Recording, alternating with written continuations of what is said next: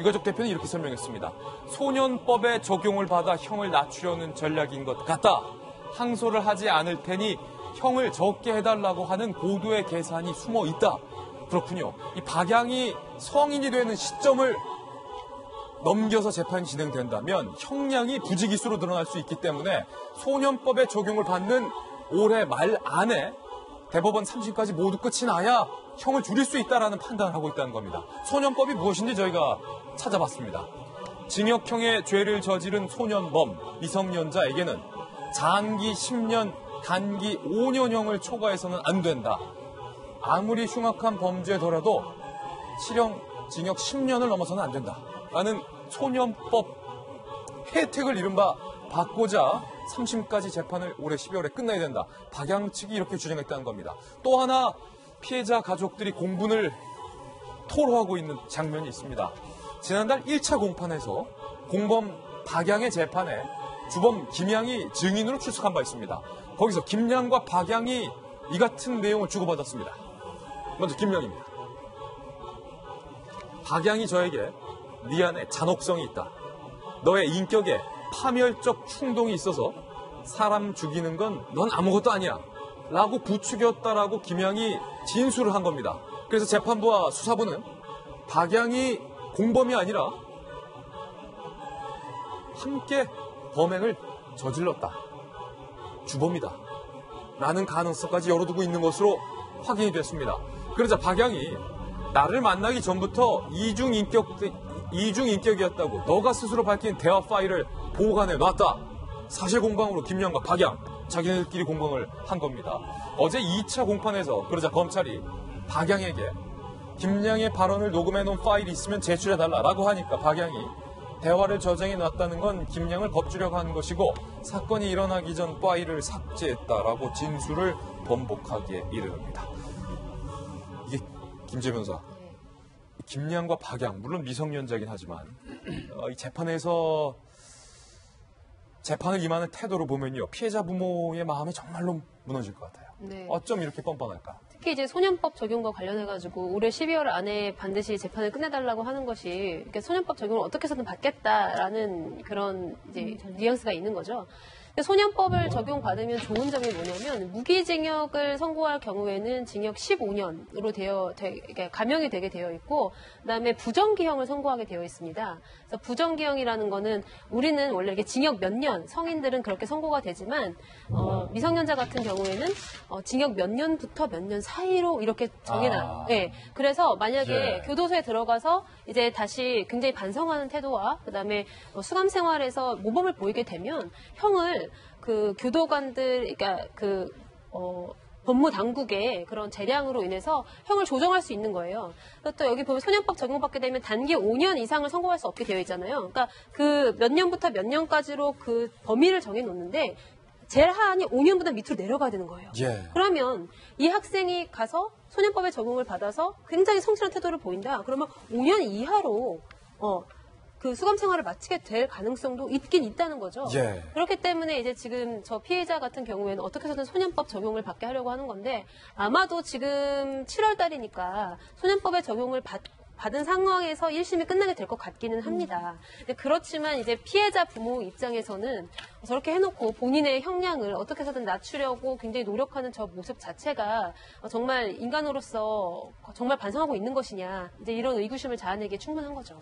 어린 초등학교 여자 어린이를 잔인하게 살해하고 시신을 훼손했던 이 사건 많은 학부모들과 어머님들이 이 사망한 어린 아이가 김양의 손을 붙잡고 김양의 집으로 아무것도 모른 채 천진난만하게 따라 들어가던 그 장면, 그 CCTV에 이 장면을 보면서 정말로 가슴을 친 엄마들과 부모님들이 많았습니다. 천진난만하게 아무것도 그 뒤에 닥칠 일을 모른 채 따라 들어갔던 피해 어린이와 또 그 모습을 지그시 바라보고 있는 김양. 어떻게 보면 정말로 소스라칠 만큼 소름 끼치는 이 장면인데 지금 그 김양과 박양이 소년법 적용을 받아서 10년 안에 다시 나오겠다라고 하고 있는 겁니다. 피해 아동 부모가 호소문을 내기에 이르렀습니다. 피해 아동 부모의 호소문 함께 보시죠. 가해자들은 12명이나 되는 변호인단을 꾸려서 우발적 범행이라고 주장하고 있다. 김양의 부모님이 의사인 것으로 알려져 있죠. 사회적 지위와 많은 돈으로 죄를 덮으려 하는 행태에 가슴이 찢어지는 심정이다. 그러면서요. 정신과적 소견으로 형량이 줄어 사회에 복귀하면 그들의 나이는 20대 중반. 충분히 죄값을 치르고 잘못을 반성하게 하려면 강력한 처벌을 받아야 한다. 그러면서 이 호소문 내용에는요. 사냥하자는 말로 공모하여 사건을 계획했을 뿐만 아니라 무참히 살해하고 훼손하고 유기했다. 이를 어찌 우발적 범죄라고 변론할 수 있는가? 사회적 지위와 많은 돈이면 다냐? 김변 박사님. 네. 지금 2딸 쌍둥이를 둔 아빠의 입장으로서 이 사건 볼 때마다 가슴이 아프시죠? 정말 저는 이 뉴스를 예. 접하는 게 굉장히 좀 힘든데요. 예. 이 호소문 피해자 부모의 호소문을 보면서 참 여러 차례 눈물을 흘렸는데 이런 얘기가 나옵니다. 주변에서 좀 포기하라는 얘기까지 들었다는 말을 들었다는 거예요. 왜냐하면 지금 가해자 학생, 가해자의 부모들이 뭐 재력을 갖고 있고 사회적 지위가 있기 때문에 나름 호화 변호인단을 꾸려갖고 재판에 임하는 것이 아니냐. 그리고 사실 뭐 변호사로서 나름대로 변호를 할 수 있을 만한 그런 상황인 거는 이해를 하겠습니다만은 저는 제가 변호사라면 이런 상황에 대해서 변호하기가 쉽지 않을 것 같다는 생각이 드는데요. 예. 여기에 대해서 지금 이 김양이 있고 박양이 있는 건데 오늘 얘기를 하고 있는 건 박양 아니겠습니까? 김양에 대한 잔혹성은 두말의 나이가 없는 건데 이 박양에 대해서 사실은 엄중한 처벌이 있어야 되는 거거든요.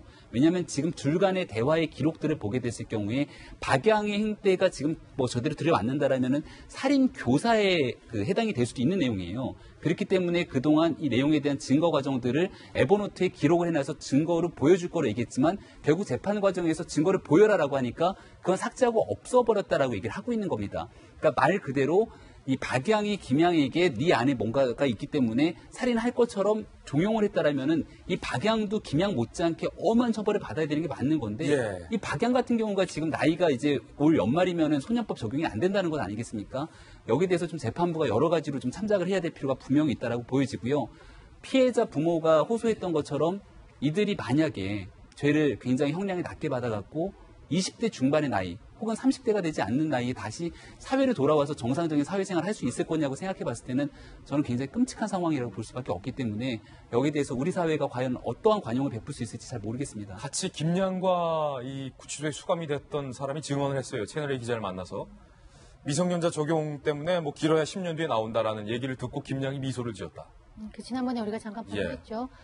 그런데 지금 저는 여기 보면은 처음에는 이 사람들의 이제 전략이 자기들이 이제 정신병이 있다 이라는 식으로 해서 의학적인 소견으로 빠져나가려고 하다가 두 번째는 지금 얘기한 대로 우리가 조금 있으면은 이제 성인이 되니까 성인 이전에 특히 박양이 성인이 되기 전에 낮은 형량을 할 수 있는 소년법의 적용을 받으려고 하는데 이 두 사람이 보통이 아니에요. 제가 보기에. 왜냐하면 둘이 고도의 심리전을 쓰고 있습니다.